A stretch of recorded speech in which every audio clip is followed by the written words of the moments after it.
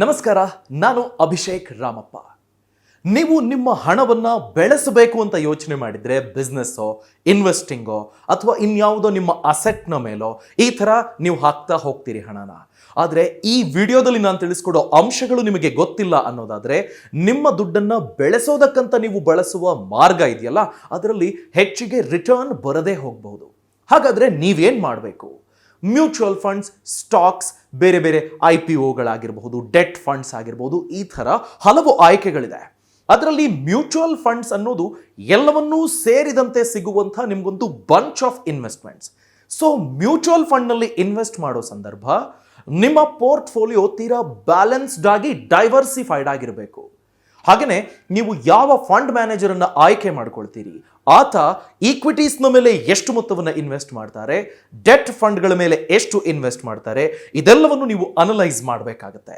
Mutual funds ಆಯ್ಕೆ ಮಾಡಿಕೊಳ್ಳೋ ಸಂದರ್ಭ ನೀವು ಮೇಂಟೈನ್ ಮಾಡುವಂತಹ ಡೈವರ್ಸಿಫಿಕೇಶನ್ ನಿಮಗೆ ಹೆಚ್ಚು ಲಾಭ ತಂದುಕೊಡೋಕ್ಕೆ ಸಾಧ್ಯ. ಅದು ಹೇಗೆ ಅನ್ನೋದನ್ನ ನಾನು ಈ ವಿಡಿಯೋದಲ್ಲಿ ತಿಳಿಸ್ಕೊಡ್ತೀನಿ. ಕಂಪ್ಲೀಟ್ಲಿ ನೋಡಿ, ಸಬ್ಸ್ಕ್ರೈಬ್ ಆಗಿ, ಮರೆಯದೆ ಬೆಲ್ ಐಕಾನ್ ಅನ್ನು ಕ್ಲಿಕ್ ಮಾಡಿ. ಫೇಸ್ಬುಕ್ನಲ್ಲೂ IndianMoney.com ಅನ್ನು ಫಾಲೋ ಮಾಡಿ.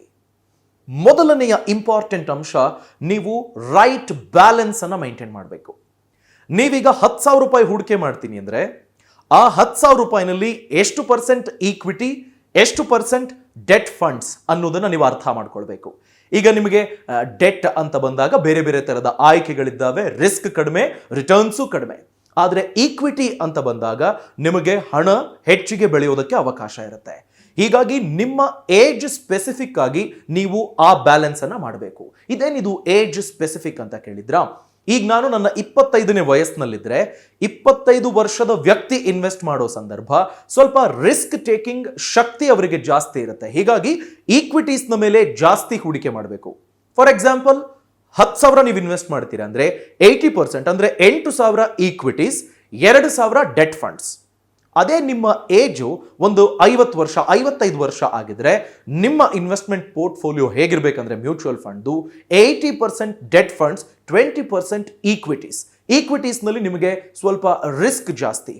ಹೀಗಾಗಿ ನೀವು ರಿಸ್ಕ್ ಅಪೆಟೈಟ್ ಅನ್ನು ನೋಡಿಕೊಂಡು ನಿಮ್ಮ ಹೂಡಿಕೆಗೆ ಏಜ್ ಇನ್ನೂ ಜಾಸ್ತಿ ಇದೆ ಅಂದಾಗ ಈಕ್ವಿಟೀಸ್ನ ಮೇಲೆ ಸಿಂಹ ಪಾಲನ್ನು ನೀವು ಹೂಡಿಕೆ ಮಾಡಬೇಕಾಗುತ್ತೆ. ಇದು ಪಾಯಿಂಟ್ ನಂಬರ್ 1. ಎರಡನೆಯದು, ನೀವು ಇನ್ವೆಸ್ಟ್ ಮಾಡುವಂತಹ ಮ್ಯೂಚುವಲ್ ಫಂಡ್ ಸ್ಟಾಕ್ ವೇರಿಯೇಷನ್ ಅನ್ನ ಯಾವ ಥರ ಮಾಡಿದೆ ಅನ್ನೋದನ್ನ ಯೋಚನೆ ಮಾಡಿ ನೀವು ಹೂಡಿಕೆ ಮಾಡಬೇಕು. ಏನಿದು ಸ್ಟಾಕ್ ವೇರಿಯೇಷನ್ ಅಂದ್ರೆ? ಈಗ ನೋಡಿ, ಈ ಕ್ಷಣಕ್ಕೆ ಅಂತ ನೀವು ನೋಡಿದಾಗ ಆಟೋಮೊಬೈಲ್ ಸೆಕ್ಟರ್ ಸ್ವಲ್ಪ ಬೂಮಲ್ಲಿದೆ, ಬೇರೆಲ್ಲ IT ಸೆಕ್ಟರ್ಗಳು ಬೀಳ್ತಾ ಇದೆ, ಸ್ವಲ್ಪ ಒಂದು ವೇರಿಯೇಷನ್ ಅನ್ನು ತೋರಿಸ್ತಾ ಇದೆ. ಆದರೆ ಈ ಹಿಂದೆ ಫಾರ್ಮಾ ಸೆಕ್ಟರ್ ಕೂಡ, ಇನ್ಶೂರೆನ್ಸ್ ಸೆಕ್ಟರ್ ಕೂಡ ನಿಮಗೆ ಒಂದು ಮಟ್ಟಿಗಿನ ರೇಸ್ ಅನ್ನು ಕಂಡಿದ್ದಿತ್ತು. ನೀವು ಸ್ಟಾಕ್ಸ್ನಲ್ಲಿ ಇನ್ವೆಸ್ಟ್ ಮಾಡೋ ಸಂದರ್ಭ, ನಾನು ಆಗಲೇ ಹೇಳಿದೆ, ಸ್ಟಾಕ್ಸ್ನಲ್ಲಿ ಈಕ್ವಿಟೀಸ್ನ ಮೇಲೆ ನೀವು 80% ಇನ್ವೆಸ್ಟ್ ಮಾಡಬೇಕು ಒಂದು ವೇಳೆ ನಿಮ್ಮ ಏಜ್ ಚಿಕ್ಕದಿದ್ರೆ ಅಂತ. ಆ ಇನ್ವೆಸ್ಟ್ಮೆಂಟ್ ಮಾಡುವಂತಹ ಫಂಡ್ ವೇರಿಯಸ್ ಸ್ಟಾಕ್ಗಳನ್ನು ಕೊಂಡುಕೊಳ್ಳೋ ರೀತಿಯಲ್ಲಿ ಇರಬೇಕು. ಟೆಕ್ನಾಲಜಿ ಮೇಲೆ ಎಷ್ಟು, IT ಸೆಕ್ಟರ್ ಮೇಲೆ ಎಷ್ಟು, ಸರ್ವಿಸ್ ಸೆಕ್ಟರ್ ಮೇಲೆ ಎಷ್ಟು ಸ್ಟಾಕ್ಗಳನ್ನು ತಗೋತಾ ಇದೆ, ಆಟೋಮೊಬೈಲ್ ಸೆಕ್ಟರ್ ಮೇಲೆ ಎಷ್ಟು ಸ್ಟಾಕ್ಗಳನ್ನು ತಗೋತಾ ಇದೆ, ಈ ಥರ ನಿಮಗೆ ಆ ಸ್ಟಾಕ್ ಸೆಲೆಕ್ಷನ್ನಲ್ಲೂ ಒಂದು ವೇರಿಯೇಷನ್ ಇರುವಂತಹ ಆಯ್ಕೆಯನ್ನು ನೀವು ಮಾಡಬೇಕಾಗತ್ತೆ. ಹೀಗಾಗಿ ಯಾವುದೇ ಸೆಕ್ಟರ್, ಈಗ ನಿಮಗೆ food sector, pharma sector, service, construction, IT, automobile, ಹೀಗೆ ಸ್ವಲ್ಪ ಹೆಚ್ಚು ಕಮ್ಮಿ ಆದ್ರೂ ನಿಮಗೆ ಬರುವಂತಹ ಇನ್ಪುಟ್ ಏನಿರುತ್ತೆ, ಇನ್ಕಮಿಂಗ್ ಏನಿರುತ್ತೆ, ಅದರಲ್ಲಿ ಒಂದು ಬ್ಯಾಲೆನ್ಸ್ ಅನ್ನು ಕಂಡುಕೊಳ್ಳೋದಕ್ಕೆ ಸಾಧ್ಯ. ರಿಸ್ಕ್ ಟೇಕಿಂಗ್ ಫ್ಯಾಕ್ಟರ್ ಅಲ್ಲೂ ಯಾವ್ಯಾವ ಕ್ಷೇತ್ರಗಳಿದ್ದಾವೆ ಆ ಕ್ಷೇತ್ರಗಳು ಕವರ್ ಆಗುವಂತಹ, ನಿಮಗೆ ಹೆಚ್ಚು ಲಾಭ ಕೊಡಬಹುದಾದ ಒಂದು ವೇರಿಯೇಷನ್ ಸ್ಟ್ರಾಟಜಿಯನ್ನ ಇರುವಂತಹ ಫಂಡ್ನ ಮೇಲೆ ನೀವು ಇನ್ವೆಸ್ಟ್ ಮಾಡಬೇಕು. ಮೂರನೆಯದು, ಬೇರೆ ಬೇರೆ AMCಗಳನ್ನು ನೀವು ಆಯ್ಕೆ ಮಾಡಬೇಕು. AMC ಅಂದ್ರೆ ಅಸೆಟ್ ಮ್ಯಾನೇಜಿಂಗ್ ಕಂಪನಿ. ನಿಮ್ಮ ಹಣವನ್ನು ಅವರು ಮ್ಯಾನೇಜ್ ಮಾಡ್ತಾರೆ, ಈಕ್ವಿಟೀಸ್ನ ಮೇಲೆ, ಡೆಟ್ನ ಮೇಲೆ, ಓವರ್ ಆಲ್ ನಿಮ್ಮ ಹಣವನ್ನು ಮ್ಯಾನೇಜ್ ಮಾಡ್ತಾರೆ. ಆ ಹಣ ಮ್ಯಾನೇಜ್ ಮಾಡೋದಕ್ಕೆ ನಿಮ್ಮಿಂದ ಇಂತಿಷ್ಟು ಅಂತ ಕಮಿಷನ್ ಅನ್ನು ಪಡ್ಕೊಳ್ತಾರೆ. ನೀವು ಯಾವುದೋ ಒಂದು ಅಸೆಟ್ ಮ್ಯಾನೇಜ್ಮೆಂಟ್ ಕಂಪನಿಯ ಸ್ಟಾಕ್ನ ಮೇಲೇನೆ ಅಥವಾ ಮ್ಯೂಚುವಲ್ ಫಂಡ್ನ ಮೇಲೇನೆ ಇನ್ವೆಸ್ಟ್ ಮಾಡ್ತಾ ಹೋದರೆ ಅವರ ಆಲೋಚನಾ ಲಹರಿ ಒಂದೇ ಥರ ಇರುತ್ತೆ.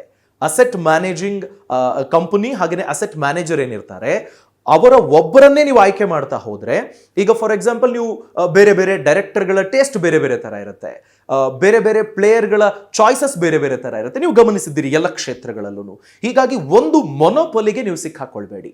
ಸ್ವಲ್ಪ ಬೇರೆ ಬೇರೆ ಥರದ ಆಲೋಚನೆಗಳಿರುವಂತಹ ಅಸೆಟ್ ಮ್ಯಾನೇಜರ್ಸ್ ಮೇಲೆ ನೀವು ಹೂಡಿಕೆ ಮಾಡಿದಂತ ಆಗಬೇಕು. ಆ ಥರ ನೀವು ಆಯ್ಕೆ ಮಾಡ್ಕೊಳ್ಬೇಕು. ಒಂದೇ ಅಸೆಟ್ ಮ್ಯಾನೇಜ್ಮೆಂಟ್ ಕಂಪನಿ ಮೇಲೆ ನಿಮ್ಮ ಎಲ್ಲ ಹಣವನ್ನ ಹೂಡಿಕೆ ಮಾಡಬೇಡಿ. ಡಿಫರೆಂಟ್ ಅಸೆಟ್ ಮ್ಯಾನೇಜರ್ಸ್ ನೀವು ಅಸೆಟ್ ಮ್ಯಾನೇಜರ್ಸ್ ಸಿಗೋ ಹಾಗೆ ಹೂಡಿಕೆಯನ್ನ ಮಾಡೋದ್ರಿಂದ ನಿಮಗೆ ಹೆಚ್ಚು ಲಾಭ ಸಿಗೋದಕ್ಕೆ ಅವಕಾಶ ಇರುತ್ತೆ. ಯಾಕಂದ್ರೆ ಅವರ ಯೋಚನಾ ಲಹರಿ ವಿಭಿನ್ನವಾಗಿರುತ್ತೆ.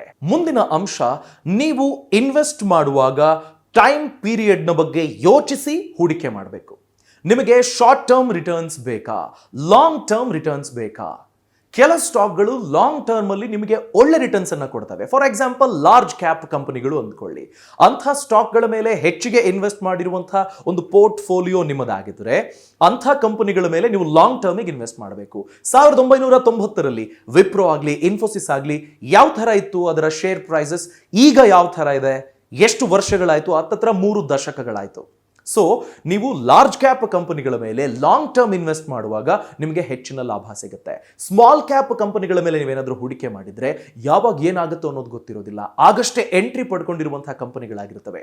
ಹೀಗಾಗಿ ನಿಮಗೆ ಶಾರ್ಟ್ ಟರ್ಮ್ ಅಲ್ಲಿ ಒಳ್ಳೆ ಗೈನ್ ಸಿಗೋದಕ್ಕೆ ಅವಕಾಶ ಇರುತ್ತೆ. ನೆನಪಿರ್ಲಿ, ರಿಸ್ಕ್ ಅಷ್ಟೇ ಇರುತ್ತೆ.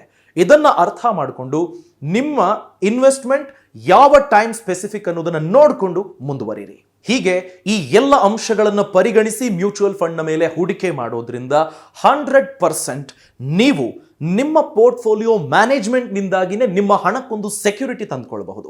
ಆ ಸೆಕ್ಯೂರಿಟಿಯಿಂದಾನೇ ನಿಮಗೊಂದು ರೀತಿಯಾದ ಒಂದು ಹುಮ್ಮಸ್ಸು ಬರುತ್ತೆ, ಒಂದು ಸ್ವಲ್ಪ ಧೈರ್ಯ ಇರುತ್ತೆ. ಯಾವುದೇ ಸೆಕ್ಟರ್ನಲ್ಲಿ ವೇರಿಯೇಷನ್ ಆದ್ರೂ ಸಹ ನಿಮ್ಮ ಬಂಡವಾಳಕ್ಕಂತಹ ಸಮಸ್ಯೆ ಏನು ಆಗೋದಿಲ್ಲ. ಹೀಗಾಗಿ ನೀವು ಇನ್ವೆಸ್ಟ್ ಮಾಡ್ತಾ ನಿಮ್ಮ ಕನಸನ್ನ ಚೇಸ್ ಮಾಡಬಹುದು. ಫಿನಾನ್ಷಿಯಲ್ ಫ್ರೀಡಮ್ ಅಪ್ಲಿಕೇಶನ್ ಡೌನ್ಲೋಡ್ ಮಾಡ್ಕೊಳ್ಳಿ, ನಿಮ್ಮ ಬಿಸ್ನೆಸ್ ಕನಸನ್ನ ನನಸು ಮಾಡ್ಕೊಳ್ಳಿ. ಹೇಗೆ ಅನ್ನೋದನ್ನ ತಿಳ್ಕೊಳ್ಬೇಕಂದ್ರೆ ಹಲವು ಕೋರ್ಸ್ಗಳಿದೆ. ನೀವು ಯಾವ ಬಿಸ್ನೆಸ್ ಮಾಡಬೇಕು ಅಂತಿದ್ದೀರಿ ಅಂಥ ಬಿಸ್ನೆಸ್ನಲ್ಲಿ ಗೆದ್ದವರು, ನಂಬರ್ 1 ಇರುವಂಥವರು ನಿಮಗಲ್ಲಿ ಮಾರ್ಗದರ್ಶನ ಕೊಟ್ಟಿದ್ದಾರೆ. ಲಾಭ ಹೇಗೆ ಮಾಡಬೇಕು, ಬಿಸ್ನೆಸ್ ಹೇಗೆ ಕಟ್ಟಬೇಕು, ಮಾರ್ಕೆಟಿಂಗ್ ಹೇಗೆ ಮಾಡಬೇಕು, ಅವರ ಓವರ್ ಆಲ್ ಲಾಭದ ಸೂತ್ರವನ್ನ ಕೋರ್ಸ್ನ ರೂಪದಲ್ಲಿ ನಿಮ್ಮ ಮುಂದೆ ಫಿನಾನ್ಷಿಯಲ್ ಫ್ರೀಡಮ್ ಅಪ್ಲಿಕೇಶನ್ನಲ್ಲಿ ಮಾತ್ರ ತೆರೆದಿಟ್ಟಿದ್ದಾರೆ. ತಡ ಮಾಡಬೇಡಿ, ಈ ಕೂಡಲೇ ಡೌನ್ಲೋಡ್ ಮಾಡಿಕೊಳ್ಳಿ. ನಮಸ್ಕಾರ.